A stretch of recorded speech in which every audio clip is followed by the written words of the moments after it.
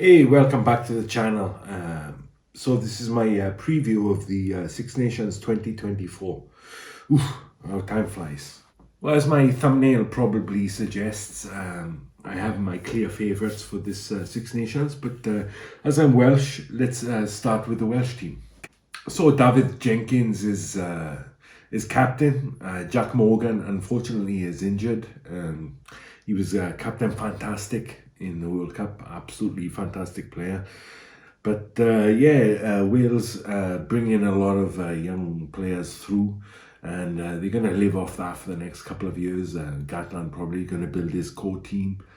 But they might get a couple of big wins, a couple of upsets, but I can't see them really doing much this Six Nations.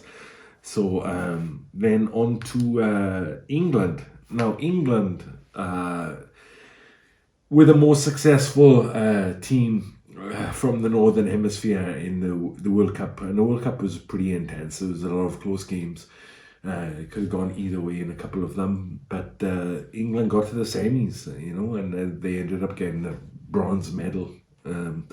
If they actually do even give out medals, but Jamie George is the captain. Nice guy.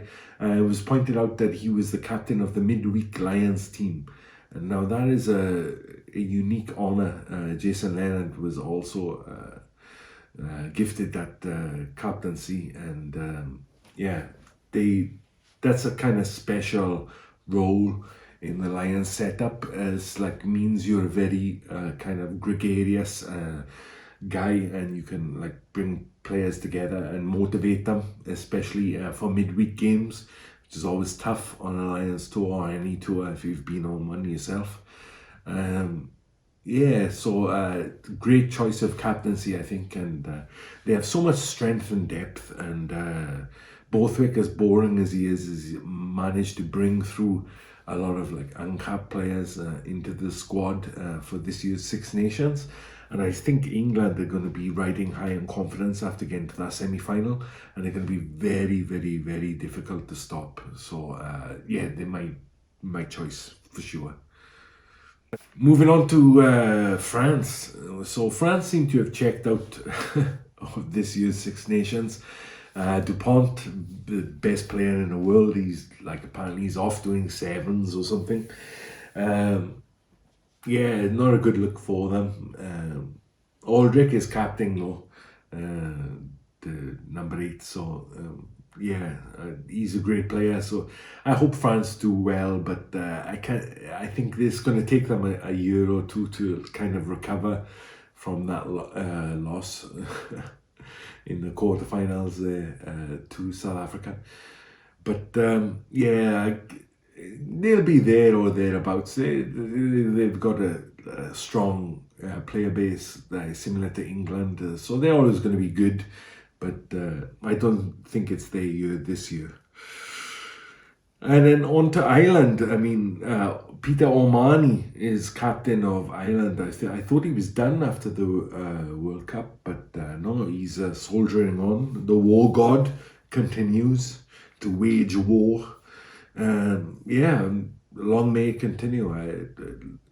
There's a little bit of a side story that he doesn't have a contract with the a central contract with the Irish Rugby Union.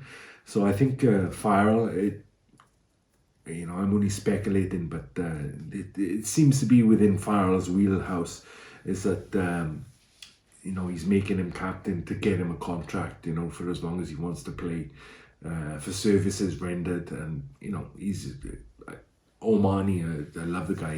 He's a great character, great servant to rugby, and no one really more deserving of captaincy than O'Mahony. But I think the Crowley, the new number 10 coming through, is going to have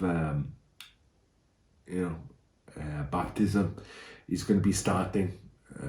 I think he can handle it, but playing those 80 minutes is going to be crucial for him in his development. And let's see what Ireland can do. They suffered a little bit from over expectations in the World Cup, I think, and they need to get back to the basics. So Ireland, great team, but definitely underperformed in the World Cup. Doris would be kicking himself. I think he was a shoe-in for captain, but a couple of questionable performances, and he was my favorite player. You know what I mean, going into the World Cup. So I'm a big booster of him. I thought he was like one of the best players in the world. But when the pressure comes on, you know what I mean, you find out who you are, and maybe Doris has just missed out. I think that captaincy could have been his, and maybe it will be in the future. But let's see. Ireland, I think, second or third place.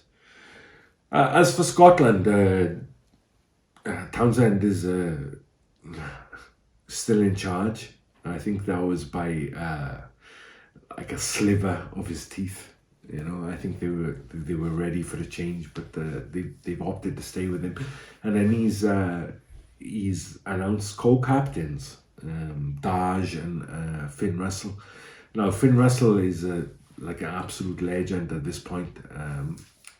He's getting on a little bit, but the last few years he's played absolutely brilliantly, better than I think anybody's ever seen him play. I mean, he wasn't well rated amongst me and the people I talked to, back 5-6 years ago, but in the last 2-3 years he's really come of age, I think, as a rugby player, and he thoroughly deserves the captaincy, I think, from his performances and the way he can galvanize a team around him.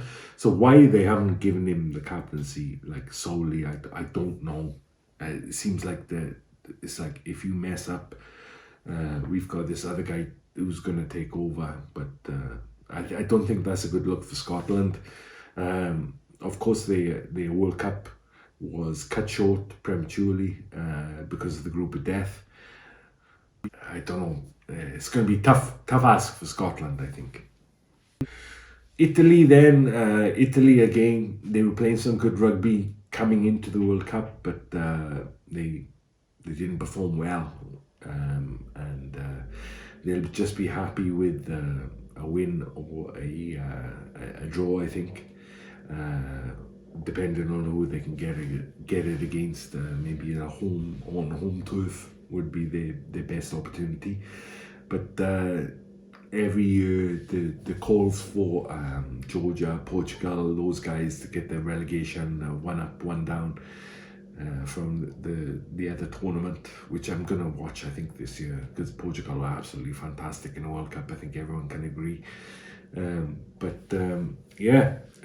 Italy, making up the numbers, I think. But there you go. I think overall, my pick would be England, riding high off a semi-final performance that they can be proud of last year. They brought in a lot of young players. They have such strength and depth that any country will be envious of. And their coach is not the most charismatic guy, but he does know rugby. He knows how to get the job done, and he's bringing in people who he thinks will add a little bit extra to the team. He still has that steel, that core, particularly in the front row, with Marler and Cole still there. They're going to need to replace them eventually, but not this year. I think England are very, very strong favourites for this year's Six Nations. Hey, you know what I mean? Don't shoot the messenger. It pains me enough as a Welsh supporter to admit that, but it is what it is. So let me know what you think in the comments. Leave a like, subscribe, etc. And I'll see you for the next video. It's going to be a lot of videos now because the Six Nations is up and running. So let's get on it. All right, cheers.